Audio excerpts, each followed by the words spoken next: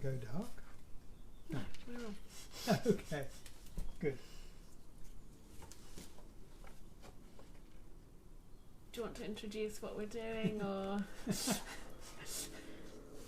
Okay, hi. We're doing the Q&A from Monday's live session on Stages. Okay. I'm impressed I remembered. Okay, so these are your questions from Monday, and we'll start with Jonathan Phillips. And Jonathan Phillips asks, can you maybe do a session on product design, show all t-shirts, cups, plates, pins, etc., talk about the process, how to choose designs for masks would be timely. I don't see why not. Should we do that? It would involve a lot of things that are in prototype stage rather than complete. Well, you've also done a lot though. There's lots of things that have been made.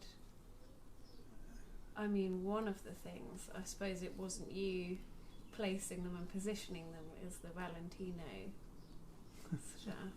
Well, yeah, and I guess the sea urchin chair and the pods and things like that. Yeah, okay. I think that's a good idea. We'll do it. We're sort of rounded up. Yeah. Will asks, have you ever experimented with tactile art, like for blind people with extra sensory elements beyond touch, like smells? There are probably some good sponsors for that. Well, the answer simply is no. But David Pye, who I've mentioned on several occasions, and I do recommend anyone who's interested in the philosophy of design and craftsmanship, I absolutely recommend all and any of his books. He invented a machine that carved bowls rather than turning them, and he made some very beautiful ones. Shall I go and get one? Sure. I'll do that. Hang on a second. Dad didn't introduce this really, so I'm going to sort of explain what's happening. I'm going to be going back to Japan, and so this is going to be our last Q&A sort of together in this format, but hopefully we're going to figure out a way of doing those sort of Zoom meeting lives where we can both get together and have a chat about your questions, and I can ask Dad your questions. Or we'll have to think of another way of doing it where Dad just sort of does it by himself like this. But yeah, I thought I'd better say that this is going to be the last one we do like this for now. And that it's been really, really good fun, and we've really enjoyed it. And actually, we've really enjoyed the time sort of talking about your questions as well, because there are lots of questions that come up that we haven't really talked about together, that are about Dad's work or the way anyone would work, creativity and the architecture and logos and paintings, lots of questions that I'd never thought to ask that we had an opportunity to talk about. So that's been really great for us too, having that impetus to discuss these things. And so hopefully we'll be able to get back to doing it again soon at some point. I try every time to get as many as I possibly can from the video that we do, and as always we probably won't get through all of them, and usually I say we'll get to them in the next one, and that might be something we can do. But you know, keep commenting on the videos and posting in the Facebook group, because Dad does go through it and I point things out to him as well. So it's for sure worth doing and staying interacting with this. I don't know where Dad is right now. I'm slightly concerned that I'm waffling on. Without him I can almost hear footsteps. I suspect he's looking for something that he hasn't seen in 20 years, and so he may be some time. We mentioned as well last time the course that we've been doing has just been absolutely fantastic fun, and we've loved getting to know the 10 people who joined, who were quickest in there, and we're kind of really excited to keep going with this. So I think we're sort of just over halfway through now, and so it's been really successful. We've really enjoyed it, and hopefully everybody else does too. It seems like it. So we're thinking about the next kind of things that we want to do. And I asked you before for ideas about things you'd like to learn from Dad. We're talking about long and short courses. So the current one is 6 weeks, but we could also do like a full day, or we could do just like an hour or so on specific things. And we'd really like to know what you guys would want to learn. Okay. Goodness sake. I'm holding it to the light because it has... No one can see anything. Okay. It has sort of spiral grooves, and it's handmade to the extent that hand-turned bowls are handmade, but he invented this machine that makes these very beautiful grooves, and it's a very beautiful bowl. And in an exhibition of his work, he would have a little sign saying, "Please touch, please handle." And his view was that some materials, like wood and leather, are much improved by constant handling.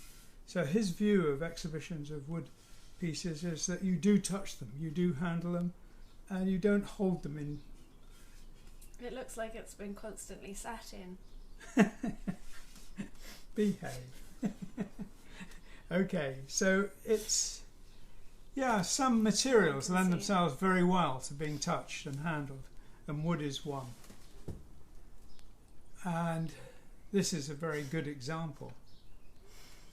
But I've never done it specifically, and I'd be interested to think about that. It's a good idea. Think about what? Making a tactile exhibition. Ah, right. I think it's...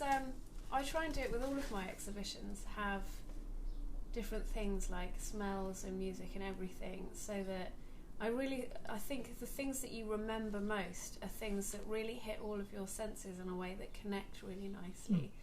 So like, I remember films where I've had something really lovely and special to eat while I've been watching them. And I remember people and their smell as well. Right. And I think the more things you can kind of combine, that the stronger the impression. I think for children especially, like if you think back of memories you had when you were a child, it's usually things together, isn't it? Like the taste of something along with the, smell of something, along with the place. I find that if I'm looking at a particular part of a painting, I go and look at it, and I'll suddenly come into my mind the story I was listening to when I painted it, and the opposite too. If I'm listening to a tape, which I often do multiple times, I get the painting I did when I first listened to it. So yeah, I was thinking that about this painting that I'm working on, because I've been listening to that book about what happens to cadavers after you die. If you specifically request something interesting like that they used for science, how that then carries on. And I thought, if I keep this painting, I don't know if I want to think of that while I look at it. So I might have to change to my family and other animals. There you go. So I look at it and see Corfu rather than decapitated heads and trays. There you go. Next question. Well, next question. Or have you got more thoughts about that? You've got to come to Team Lab in Tokyo and see that, because they do that so incredibly well. That kind of lights and sounds and water and... We will do that. I will go to Tokyo and you can take me. Actually, one of my colleagues in Tokyo wanted to do something with Dad, where with Dad's retreat pod kind of things. So my friend has, I can never remember the name of this type of cooking. It's like micro gastronomic, I can't remember. It's the fancy stuff anyway that's really tiny and strange. And he's got 2 Michelin stars, and he's fantastic. It's amazing. And he wanted to do something with your pods where you sit inside and you get a full multi-sensory experience with the food. And his menus always have a story, so he tells you the story while you're eating. You should tell him those pods were also Martin's. I mean, Martin designed them originally. Okay, yeah. Next question. Oh, right, okay. Eric asks, what is Mr. Dean's favourite musical instrument, and does he play it?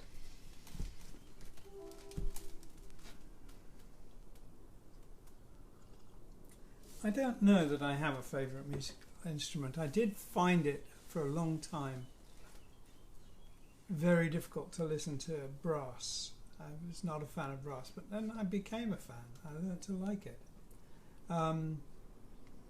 I don't play a musical instrument, but I always love the sound of a theremin, and I just wish there was more.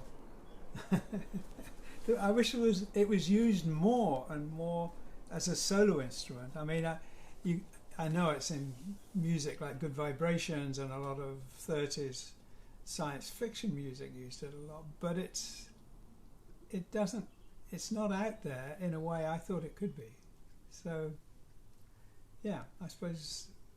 Can you do like scales and stuff with a theremin? Do you tune it, or is it just you just intuit it while you're playing? I just like the sort of swooping sound of it. Excuse me in my emails.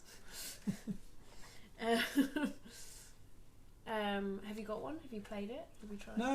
No. I should set about getting one and playing with it. But you did used to play the drums, didn't you? Yes, but not at a level I would be readily employed. Can you give us a... No. Okay. Absolutely not. Athena asks, tell us your best Spinal Tap moments of set malfunctions. There must have been some. The sets work perfectly. We never had a malfunction. It's funny you say that, because I remember watching Spinal Tap for the first time and you being like, oh, this has happened so many times. This is just like when he couldn't get out of that pod, you're like, they've taken this off, yes, they've taken this off. Well, yes and no. I mean, Rick did make a point about an incident about Alan being trapped in the drum kit. But that doesn't count because he's a drummer. And that's what happens to drummers, isn't it? No, I was going to say it doesn't count because it was an invented story. Oh. It never went wrong. I mean, we did suffer from issues of sabotage. That was true. That was true, and that was really shameful. But the sets never went wrong. They were so simple. They weren't easy things to go wrong. It's very simple stuff. I know, I suppose things could have gone wrong. I guess there was a brilliant road crew that made sure it didn't. No. Well, that's a boring answer. I'm afraid it is. They worked. What about other things that have gone wrong? Exhibitions, or got any funny Spinal Tappy stories of anything? What about for the band? Do you think any of the members of Spinal Tap are based on any of the members? I would think half the bands that were performing in the 70s recognised elements of that film. Oh, it's such a shame. I wish I could. Maybe I could hold it up. We found this recorded bit of Dad talking about album covers, and he's wearing a green vest and he's got long brown wavy hair, and the way that he talked and the way that he looked reminded me exactly of Nigel Tufnell in Spinal Tap. How dare you? And even to the point where, when I think back on it, I confuse you both in my mind. You're a horror. I think I'm going to have to fire for it. That's that sort of like better mock behave. me. Sorry. So you should be. So, Galen asks, did you get to revisit set lighting with modern LED colour systems, wider colour spectrum and computer control? More fun, right? Well, I never did, really. Yes, I'm using LEDs now, of course, and a lot. But I never designed the lights. really, we worked with one or two really good lighting guys who were very willing to talk and work with me on the stage. Some weren't, and they never managed to light the stage as a consequence. So there was a problem working with lighting guys. They very territorial, meant we never did it. But the chap who started the 2003-4 35th anniversary tour, he was really good, and he really engaged with the idea that this was an illuminated world as well as lighting the band. And the point about it, the real point about doing a stage, is to entertain the audience and to enhance the music. I mean, in a way, that's a multi-sensory exhibition. You've got the music and the lighting and the artwork. If it's seen that way, it really works. Some people who do lighting light the band, and there are issues with that. I mean, Chris used to say he doesn't want a red light on his Rickenbacker when he's playing it, because he can't see it. So there was never a red light on it, as far as I know. But then if you watched him, he wasn't really looking at it a lot of the time. So you would imagine with that degree of expertise, he would be playing by touch, and he was. Sometimes he would have his head down, but it would be an interesting thing. And I think, lighting the band and lighting the set and entertaining the public are really, in my mind, two different things. They can be done in parallel, but they are different things. And one of the issues has always been getting that rapport right. And as I say, not every lighting guy who worked with Yes was interested in doing anything other than his thing. Do they not have like directors like you would in a theatre for the production of the experience? No. That would be a good idea, maybe, would it not? Is it not necessary? It wasn't really necessary if everybody worked together, but when they didn't, there should have been a hierarchy, which would have meant that things could have got done properly. Didn't always happen. So I guess I'm saying there are Spinal Tap moments. But your issue with the lighting then usually rather than... I do remember I never mentioned it when we did the talk, but we did do a really elaborate stage for the Rolling Stones. They were going to do a big tour of America, and I had several conversations with Mick Jagger about sets, and I designed one that would go on a number of trucks and would open up automatically like that. I'll show you the picture of that. And it was I'm just turning my phone on silent because it keeps going off. Sorry everyone. okay.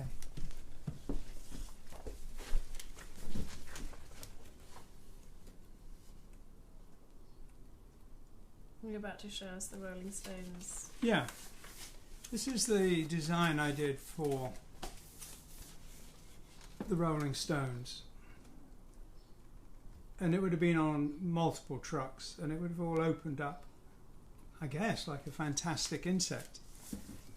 But it would have been quite expensive. And I remember being quite exasperated because I was knowing it was going to be expensive.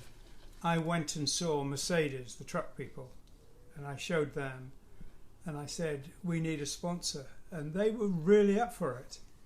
And so I did this presentation to, it was Mick Jagger and a guy called Chipmunk who was doing their lighting at the time, and I showed it to him, and he had questions about it, but when he said, this looks like it's going to be very expensive. And I said, I know, it's going to be incredibly expensive, but, in terms of PR, it'll earn its keep. However, Mercedes have said they'll sponsor it. And he looks at me and he says, I don't want their logo on our stage. I thought, give me a break. So it was not a successful meeting with him. I thought it was a great design. But he did ask, where would we put the Super Troopers? Now, the Super Troopers are giant carbon arc lights from medieval times. Basically, it's two pieces of carbon coming together with a spark between them, and they're basically burning. And they're incredibly bright, but massively heavy. And in a theatre, you have them dotted around in upper areas. And he said, well, where would you put those? And I said, that's not a problem. We put them behind your equipment and aim them up at a mirror, a plastic mirror. So there's nothing in terms of weight out there.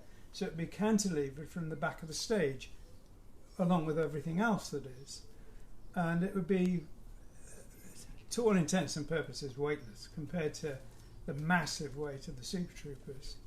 And all you need to do is gently adjust the angle of the mirror. And I said it would take a little bit of getting used to because it's less intuitive than aiming a giant gun at somebody. But it's nevertheless an hour's practice and you'd start doing okay with it. And that idea did get incorporated into their stage. We didn't get credited, but they did use it.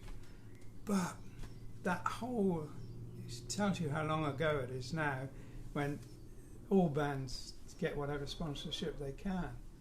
But to say he didn't want Mercedes logo on the stage is deeply frustrating and exasperating. C'est la vie. But that happened before we did the Tales tour. And to talk again about the Tales tour, something I should have said on the day, was that it was the first ever major rock and roll stage. Several bands had been theatrical in their presentation, like David Bowie, but no one had a full-on stage, separate from the lighting. You know, several bands had massive lighting rigs, but this was the first time any band had an actual stage set that was theatrical. There's a lot of firsts on that tour. That tour was the first tour in America where there was coast-to-coast merchandising in a kind of a unified way. Prior to that, there was all kinds of different promoters over the States did their own merchandising. We did it across the board. And so that was the first. Having a band identity, I mean, the idea of a brand identity as opposed to a band identity is commonplace now. It wasn't then. So to have the sort of band having a visual identity that was underlined on everything throughout the tour, that was a first, and that was good fun.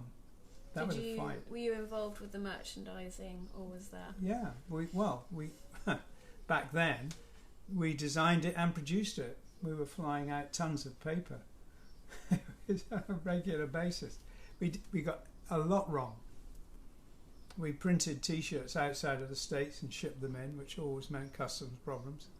We shipped in a lot of paper when we should have focused almost entirely on T-shirts.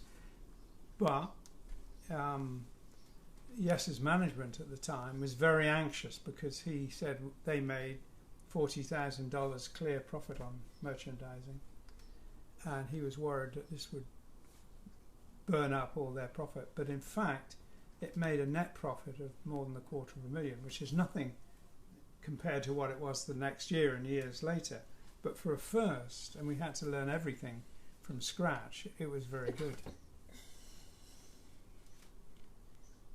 Anyway, next question. Thank you. Sorry? I said thank you. Okay, sorry. A wandering question. No, I meant as in you didn't say bless you. Bless you. Get on with it. Mike asks, do you know where these sets are today? The 35th anniversary sets are in Yes's storage in Los Angeles. The Relaya set, which is a fantastic giant puppet, I don't know where that is. And we had an inquiry once from the V&A wanting to keep it. So if we could have laid our hands on it, that would have been very good. The Tales sets, I don't know where they are. Alan had them for a long time. and they were in Wales. But last time I talked to him, he seemed to think they'd been passed on to somebody else when he sold the property or something. I don't know. Would they be very expensive to remake? Not really, no.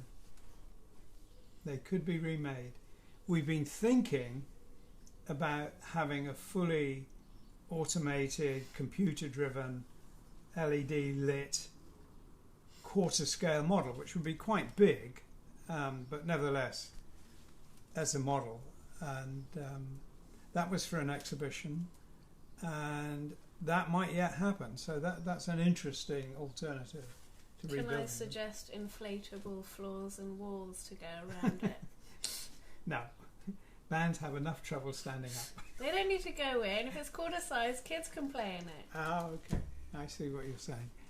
We'll do something else for that. And me. Okay. So you don't know? No, only the one.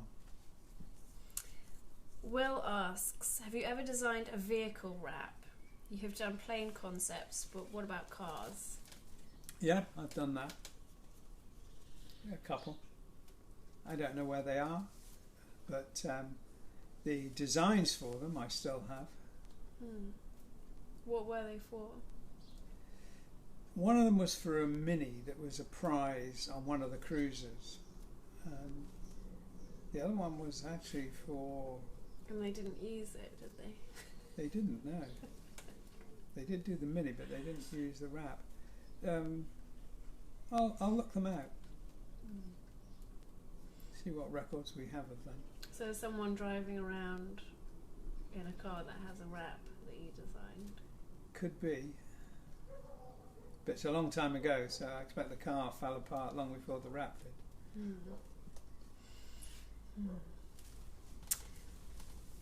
Mike asks, when you get the house together, would it be possible to rent it out for a night? Possible. If we get our Kickstarter on, it might be a prize for someone who's put lots of money in. There you go. Gina asks, what is the piece of artwork on the table behind you both when you're sitting? Rick Griffin sculpture. Well, we could go through a couple of options. Probably that, I guess. Depends what day it was, because there've been different ones on different days. So this is Rick Griffin. I mean, there was your medical torso was here for a while, wasn't it? I don't think she's thinking of that. All right. Was it painting or sculpture? It doesn't say. A piece of artwork on the table behind you both. So I think it probably is that. Yeah, it's probably that. Rick Griffin, bronze. Brian Chambers produces them. So I think it's gallery's called the Chambers Project. Yeah. You said that mostly to me very quietly. Oh, right. I wasn't totally sure the name of his gallery, but if you look up Brian Chambers and Rick Griffin, you'll find it. And he is in the middle of producing another Rick Griffin bronze from the Man from Utopia series. Next question? Yeah. David asks, is your next book going to be titled Curved Space? Also, the Dean Academy would be a perfect milieu for a course or research in the psychology of space. That's a really good point. That would be great to do. We need some qualified teachers. I wonder who. Well, yes, there's a possibility. We had a company called Curved Space that was doing the architecture. We still own the name, and it is a possibility. We've been looking at two ideas combining, doing a course on the creative process and on defensive space or defensible space, which is a lot about the psychology of the architecture was about defensible space. that could be a really good idea too. And it did occur to me that I have said it, but I can say it again now quite emphatically, that I learnt a lot about art and the nature of art from doing kendo for many years. And I would say that also helped me understand some aspects of defensible space too. So, yeah. So we've been talking about this very thing, whether we do a book, whether we do a course, or whether we just do a film about the creative process. Do you have any thoughts on that? On that specifically, Yeah. or On whether we should do a course or a book or what on the creative process? yeah, definitely. I think we should do. Well, I think actually doing these separate courses are really good starting points for building on any of those subjects, because if you think about the course that we've been doing, we've been learning, like you said, a lot from them too, and that having that feedback loop of sort of honing how you feel about these things and how things work, I think is a really good grounding for then doing bigger projects. Yes.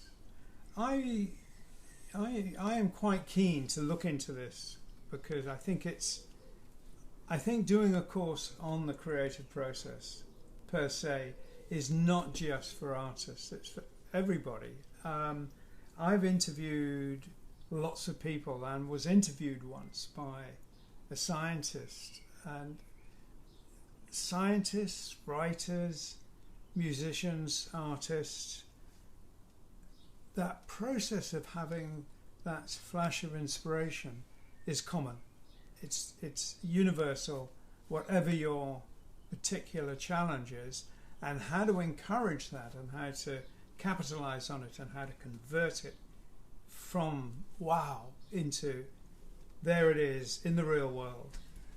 It's a challenge for all of us, and I think it's really interesting.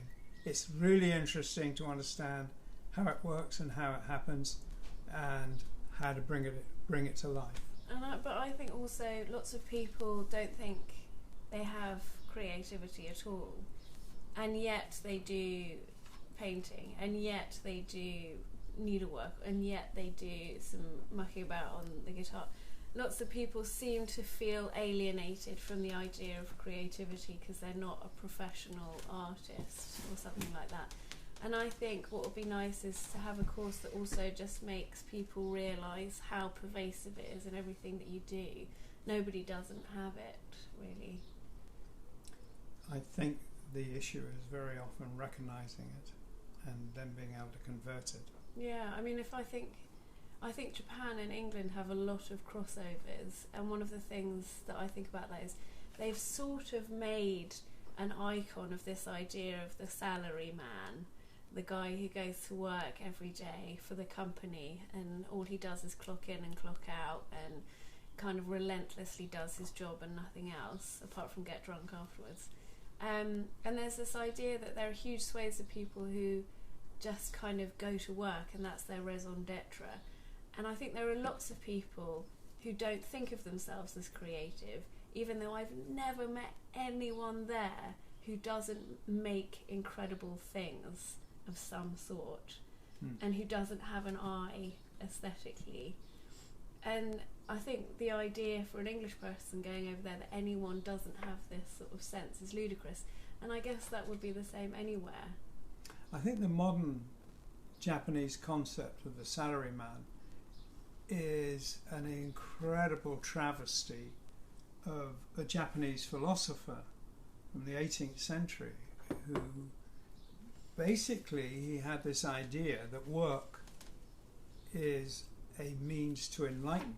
So you do what you do better and better every day. You do your job better and better.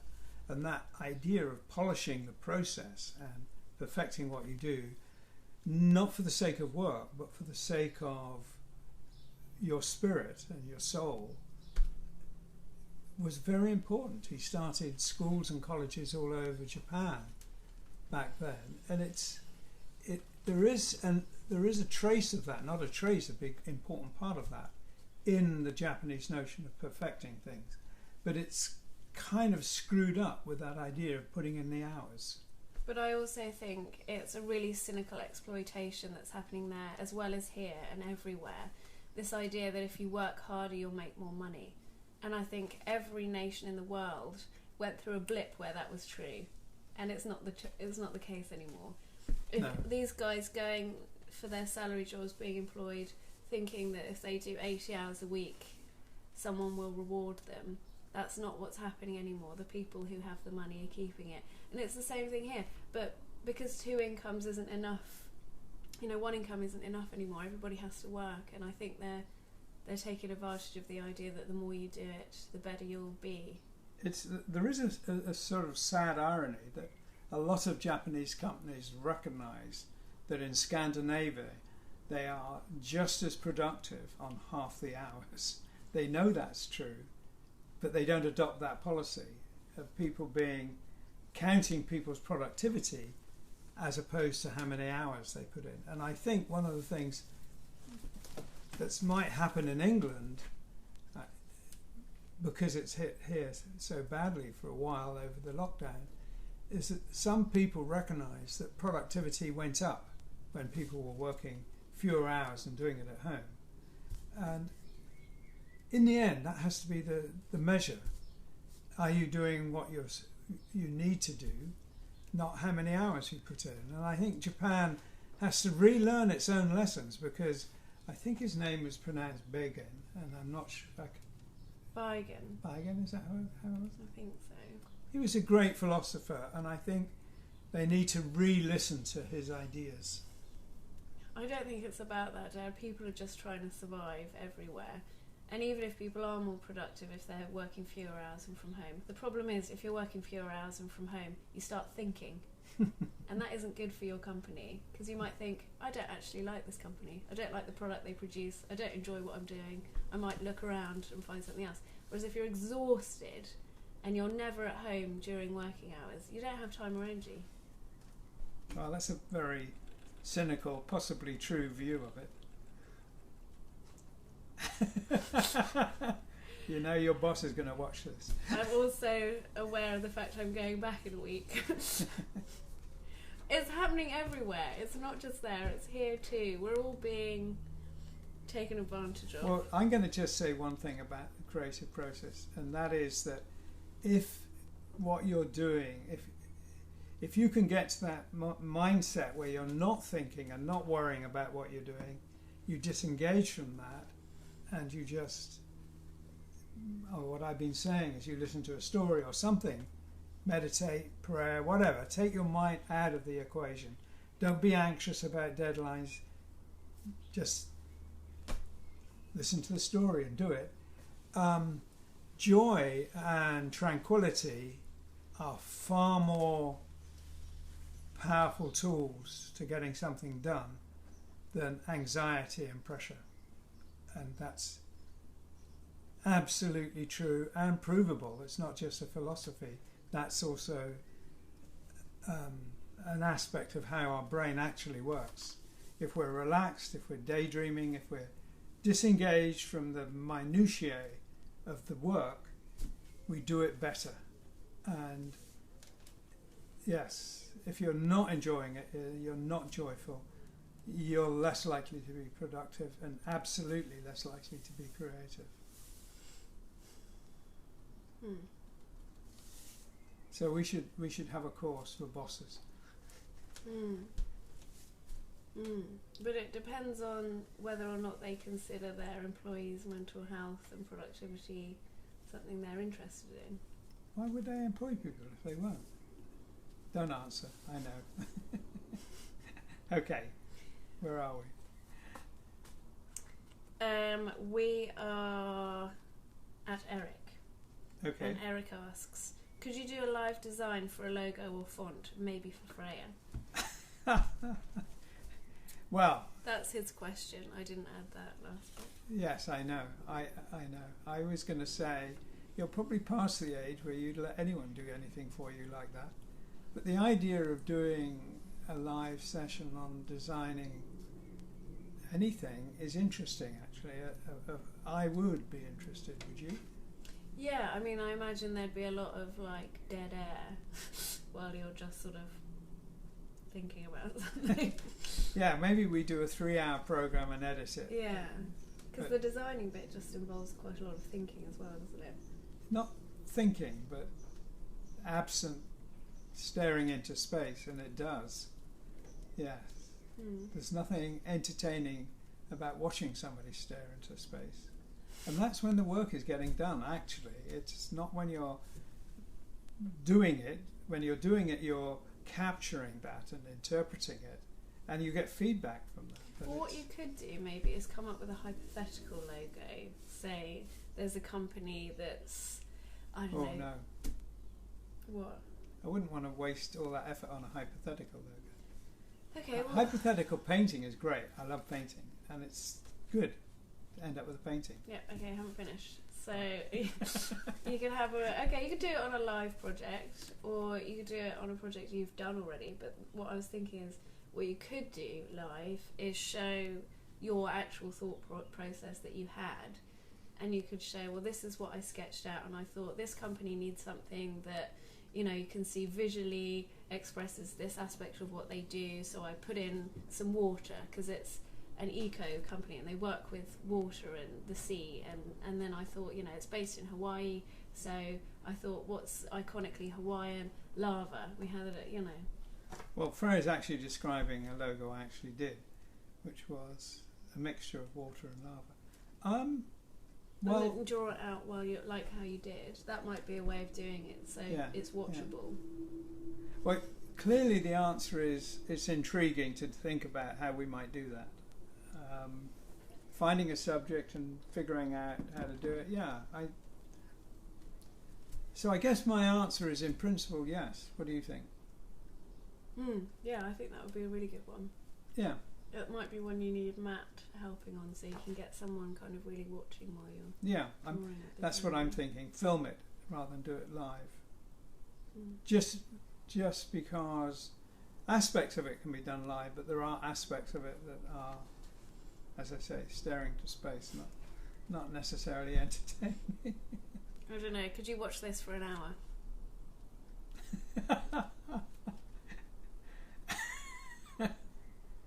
Yeah, easy. All right. Was that the last question? No, we've got one more. All right. Kaya asks, are either of you into astrology? Oh, afraid not. Are you? I say no, but I totally am. Maybe I am, but I still say no. I'm only into the astrology that I find flattering. So I particularly like Chinese astrology because I think I'm very much like, so I'm Year of the Rabbit, and I think the description generally of that sign is exactly me. Really? Yeah. And I think an interesting way of doing it actually is like, because I'm a Virgo as well, and I don't think I probably am actually. Someone literally met me on a plane. I was talking to this girl on an aeroplane, and and I got out my little diary to show her, and she was like, "Oh, I have a journal too. What do you write in it?" And I said, "Oh, mostly lists." And she said, "Are you a Virgo?" And I was like, "Oh, yes." So probably, I guess I am. But I think if you overlay them and layer them, it's really fun too. So yes, I'm a Virgo, and they're very sort of pernickety and you know, like things a certain way. But I'm also a rabbit, and they're aesthetes, and they enjoy fun and meeting people and socialising. But I'm also a bear in American Indian astrology and a swan in Celtic. And I think if you just cherry pick what you like about the best things, that's... So you paid no attention to it at all, have you? It's fun, why not? I think self-mythologizing is really healthy, and why not do it?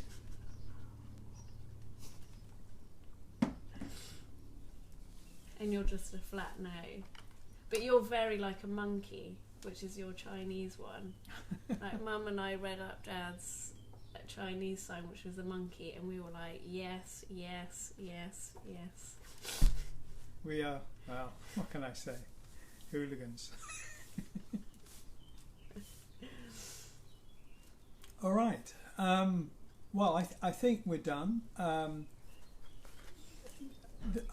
As this was nominally about the stages, I would say that they are something I would like to do more of. I've always enjoyed it. We've had a number of projects be presented to us over the years that have never come to pass, so they've kind of been interesting meetings with people. But yeah, amongst the jobs that we get offered, they are the ones that I tend to look at thinking, yeah, this could be interesting. Yeah, I really want to do more big 3D things that you can get in and climb around. And I went to visit my friend who's got a son, and her partner has a little boy as well, and we went to the local park, and I just forgot how fun it is going to the park and like climbing things and swinging on things and spinning on things. It's just so fun. I don't think anyone ever grows out of it. I think you just start wearing clothes where it's impractical doing it and you start feeling embarrassed. But I don't think anyone grows out of the fun of that. Then do it. Yeah, but I want to do it in something that's big and amazing and magical and impressive, that makes some sort of point and changes the way you see the world by making you feel a certain way by being in it. Something simple then. Yes, yeah, yes. I mean, when we were building the architecture, it was incredibly exciting when we first took out the internal moulds and we could walk around inside it. That goes back quite a long time. And that was brilliant because I had hoped it would have a certain effect.